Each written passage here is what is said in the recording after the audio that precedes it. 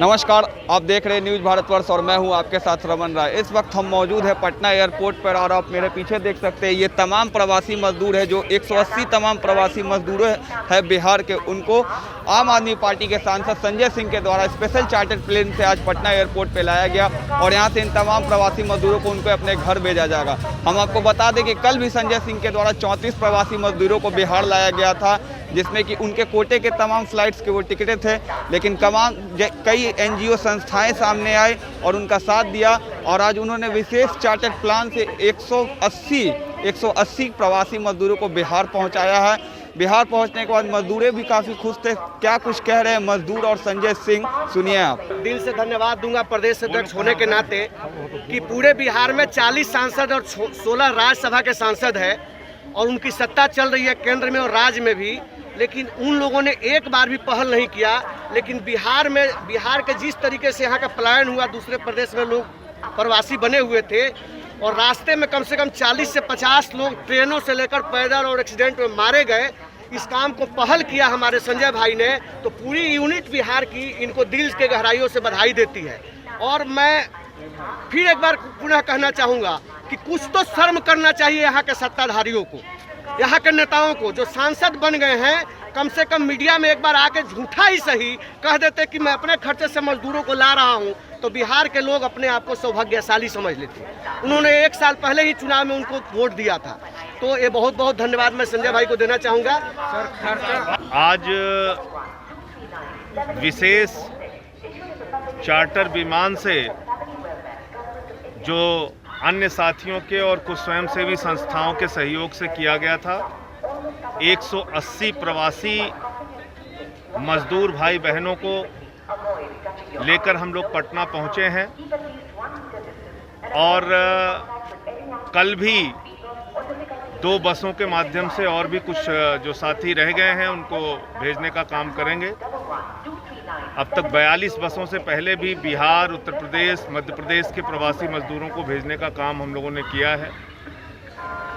ये जो प्रवासी मजदूर हैं, जो इनका परिवार है, यही वास्तव में इस राष्ट्र के सच्चे निर्माता हैं। लेकिन दुर्भाग्य से इनको बिल्कुल अंतिम पायदान पर रखा गया और इस पूरे लॉकडाउन के दौरान जबरदस्त अनदेखी इनकी की गई। सरकार से जो मदद इनको मिलनी चाहिए थी, जिस तरह से इनको सही समय पे ट्रेनों से पहुंचाना चाहिए था, वो नहीं किया गया और जिसके कारण प्रवासी मजदूरों को अपार कष्ट उठाना पड़ा। उनके पांव में छाले पड़ गए, उनके मासूम बच्चे मां की अटैची पे सोते हुए रास्ते का सफर काटे, दुर्घटना का शिकार हुए, उनकी जान गई। और मैं समझता हूं उन सबको सच्ची श्रद्धांजलि ये होगी जिन प्रवासी मजदूरों ने लॉकडाउन के दौरान या श्रमिक ट्रेनों में अपनी जान गंवाई है। उनको सच्ची श्रद्धांजलि यही होगी कि इस मुश्किल की घड़ी में हम सब लोग एकजुट होकर इनके साथ खड़े हों, इनकी मदद करें और जो भी इनकी आवश्यकता है, रोजगार से संबंधी, घर पहुंचाने से संबंधी, या फिर जो स्टूडेंट्स हैं उनकी जो प्रॉब्लम है, जो बाहर रह रहे हैं, उसमें हम उनकी क्या मदद कर सकते हैं, हम सबको उसके लिए काम करना चाहिए, उसमें उनका सहयोग करना चाहिए। शुरुआत के तो आप लोगों पे भी आरोप लगा कि आप लोगों ने बस लगवा दिया इन लोगों के लिए और बॉर्डर पे छोड़ दिया। आरोप तो लगाने के लिए कोई भी आदमी स्वतंत्र है, कुछ भी आरोप लगा सकता है, लेकिन हमने तो देखा कि किस तरह से सूरत में, अहमदाबाद में उत्तर भारतीय मजदूरों के साथ बदसलूकी की गई, मारा पीटा गया, लाठीचार्ज किया गया, किस तरह से उनसे टिकट के नाम पे पैसा भी ले लिया गया और जब वो लोग टिकट मांगने गए, यात्रा के लिए आगे आए तो उनको पीटा गया, मारा गया। ये तो हम लोगों ने देखा है कि क्या हुआ है इस देश में। आरोप कोई क्या लगाता है, सच्चाई क्या है, वो लोग जानते हैं। सर, हजारों मजदूरों में ये 200 मजदूरों का चुनाव कैसे हुआ? हजारों मजदूरों में जो लोग हमारे संपर्क में आए, उनमें से 42 बसों से इसके पहले भी लगभग 1200-1300 मजदूरों को हम लोगों ने भेजा जो बचे रह गए थे उनको फ्लाइट के माध्यम से अभी भेज रहे हैं और आगे भी जो बचे रहेंगे उनको बस से भेजने की व्यवस्था करेंगे।